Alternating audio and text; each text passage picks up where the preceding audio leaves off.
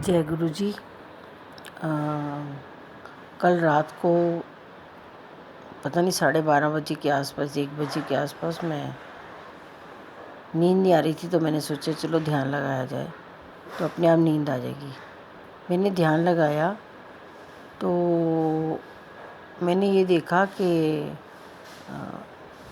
मैं नाशपाती हैं 4 नाशपाती का प्रसाद दिया गुरुजी ने मुझे, और मैं उन्हें फ्रिज में रख रही हूँ अपने। तो मैंने कहा ये क्या है? कह रहे फल। मैं कहा किस बात का फल? कह रहे प्रसाद दिया है, फल दिया है तुझे, तो फ्रिज में रख ले। मैंने बोला अच्छा ठीक है। फिर उन्होंने मुझसे पूछा कि क्या करना है, क्या चाहिए तेरे को? मैं कहा मुझे कुछ भी नहीं चाहिए। कहते फिर भी जो चाहिए बता दे। तो पता नहीं, मैंने सिर्फ ये बोला कि मुझे मेरे छोटे बेटे की शादी हो जाए, उसकी बीवी उसे संभाल ले। बड़े बेटे को तो उसकी बीवी ने उसे संभाल लिया, छोटा बेटे की भी बीवी उसे संभाल ले, मैं और फ्री हो जाऊंगी, मैं और सेवा करूंगी। जो भी आप कराओगे मुझे बड़ा अच्छा लगता है, बड़ी खुश होती हूँ मैं आपके साथ सेवा करके। और आपका संग मिल जाए तो ज़िंदगी में क्या चाहिए, ये भी जिम्मेवारी पूरी हो जाए। तो बस यही होती है पेरेंट्स की जिम्मेवारी, बच्चे अपने पैरों पे खड़े हो जाएं और अपनी शादी कर लें और अपना घर बसाएं। उसके बाद तो पेरेंट्स की ज़रूरत नहीं होती ना, उसके बाद तो सिर्फ ब्लेसिंग्स चाहिए कि बड़ों को खुश रखो और उनकी ब्लेसिंग्स लो और आगे जाओ। तो कुछ ये तो बड़ी समझदार हो गई है। नहीं, समझदार नहीं हुई, मतलब मैं आपको बात बता रही हूँ। आपने मुझसे पूछा कि तुझे क्या चाहिए, तो मैंने आपको बता दिया, तो गुरुजी खुश हो गए। उसके बाद ना गुरुजी हमारी पूरी फैमिली को, और जो संगत अमृत ग्रुप की है वो सारे, और हमारी मतलब मेरे कज़न्स भी हैं, हम सबको कश्मीर ले गए। कश्मीर हम फ़्लाइट से ही गए हैं, मतलब हम एयरपोर्ट उतरे, बस मुझे इतना पता है। उसके बाद हम किसी जो होटल में रुके हैं और वहाँ से ना हम शॉपिंग करने गए हैं और बहुत सारी चीज़ें हमने ख़रीदी हैं। गुरुजी हमारे साथ हैं। कभी ये कहते हैं ये सूट बड़ा अच्छा है, ये ले ले, तो मैं कहती हूँ ये सूट ले लूँ। फिर मैं दिखाती हूँ अपनी डॉटर इन लॉ को, तो वो मुझे कहती है कि नहीं मम्मी ये अच्छा नहीं है। उसके बाद फिर मैं थोड़ा और आगे जाती हूँ, फिर वहाँ पर किड्स डिपार्टमेंट होता है, वहाँ पर जाके हम बच्चों की वो देखती हूँ। फिर मैं देखती हूँ कि चलो मैं टोपियाँ ले लेती हूँ सबके लिए, जो लोग कश्मीर नहीं आए हैं ना उनको सबको तोहफे देंगे, टोपियाँ ले लेती हूँ, बड़ी सुंदर टोपियाँ हैं। तो वहाँ जाती हूँ तो टोपियाँ नहीं मिलती। उसके बाद मैं पूरे वहाँ पर घूमती रहती हूँ, बड़ी अच्छी अच्छी चीज़ें होती हैं वहाँ के शो पीसीज और वो सब, मतलब पूरी रात हम घूमते ही रहे हैं मॉल में।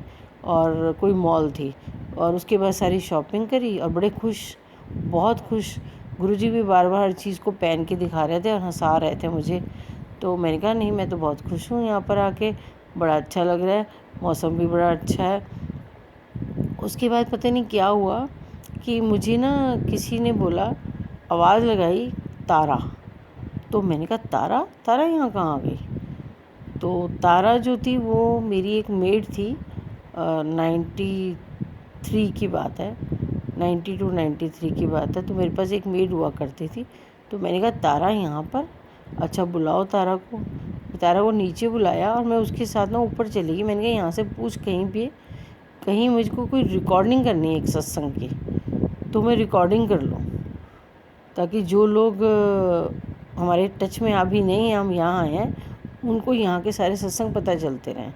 वो कहती हाँ मेरे पास है एक यहाँ पर, हाँ इंटरनेट ढूंढते मुझे प्लीज़, मुझे रिकॉर्डिंग करनी है। कहती इंटरनेट आप ना इधर आ जाओ, यहाँ पर बैठ के रिकॉर्डिंग करो, यहाँ से सीधा चला जाएगा।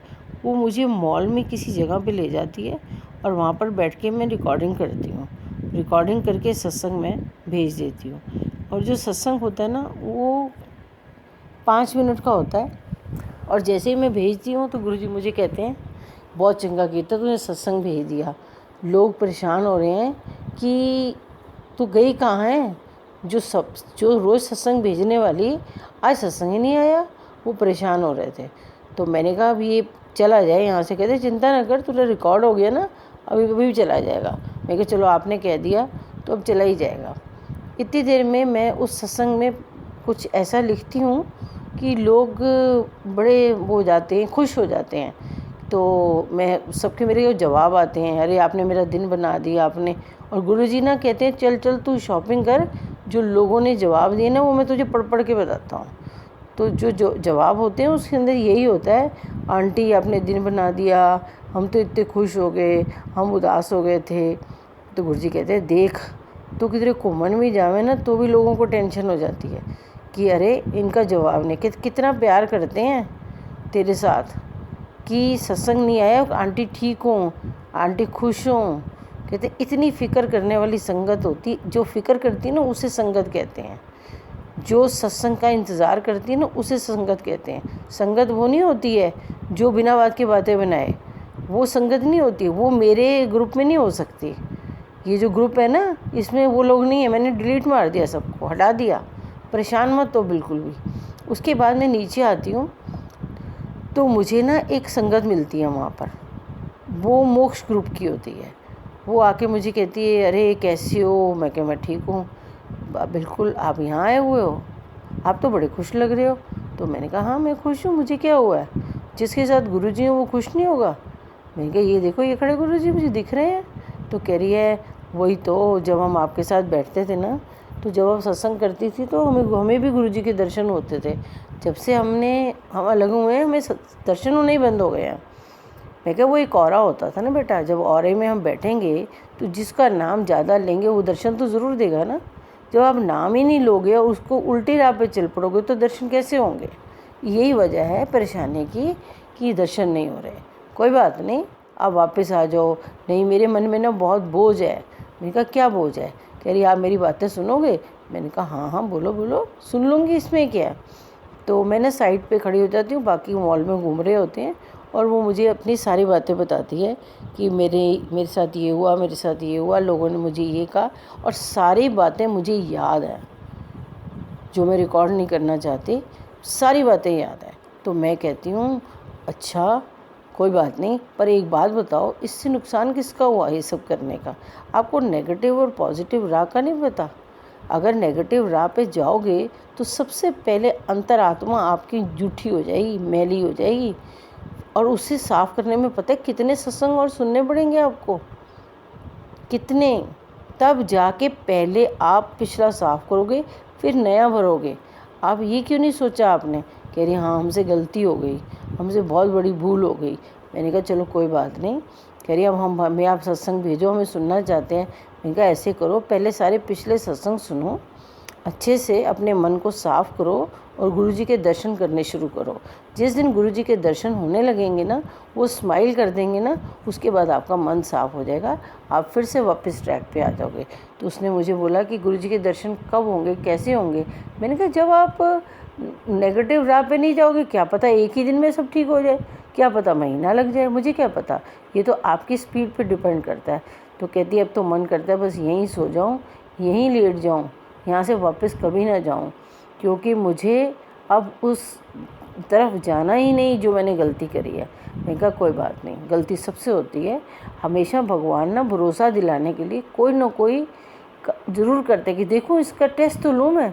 तो भगवान ने टेस्ट लिया था तो कह रही हम तो फेल हो गए। मैं कह नहीं फेल नहीं हुए, टेस्ट देने का तरीका हमें नहीं आता था, वो गुरुजी ने सिखाया है। हर चीज़ से ना कुछ सीखो, ये मत सोचो कि हमारा लॉस हो गया, हमारा ये हो गया, हमारा वो, कुछ नहीं हुआ। आप वापस सब कुछ रिवाइव कर सकते हो, सब ठीक हो जाएगा, बिल्कुल परेशान मत हो। कहती हाय राम आप अभी भी हमसे ऐसे ही बात कर रहे। मैं क्या मेरे मन में तो कोई बात ही नहीं है, क्योंकि मैं तो इस तरफ कभी गई नहीं ना। मैंने तो जब गुरुजी का लड़ पकड़ा 2009 आज तक मैं किसी की बातों में ही नहीं आई। मुझे अपने भगवान पे इतना भरोसा है, अपने गुरु पे इतना भरोसा है, जब वो मुझे सब कुछ दिखाता है तो मैं दूसरों की उल्टी सीधी बातें क्यों सुनूं, किस लिए सुनूं। मुझे कोई इंटरेस्ट ही नहीं है। कोई बात नहीं, आप भूल जाओ सारी बातें और नई ज़िंदगी शुरू करो। हमेशा ऐसे होता है, जब इंसान कुछ सीखता है तो थोड़ी देर के लिए दुख होता है, लेकिन दोबारा जब वापस अपनी पोजीशन पे आ जाता है तो फिर भूल जाता है और ये कहता है अच्छा हुआ ये वक्त आया था, इसने हमें बहुत कुछ सिखाया। क्या पता अब आपका भरोसा पहले से भी ज़्यादा स्ट्रांग हो जाए, क्या पता गुरुजी पहले से भी ज़्यादा दर्शन दें।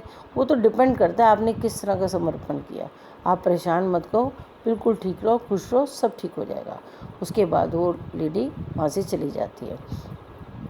बस फिर हमारा जो बैलेंस काम था हमने वो किया, और सब कुछ करने के बाद सारी पेमेंट गुरुजी ने खुद 500 के नोट देकर करे कि चलो मैं पेमेंट कर देता हूँ, तुम जाओ नीचे जाके खाना खाओ। तो ये मेरे को रात को विज़न आई थी और मैं बड़ी खुश थी।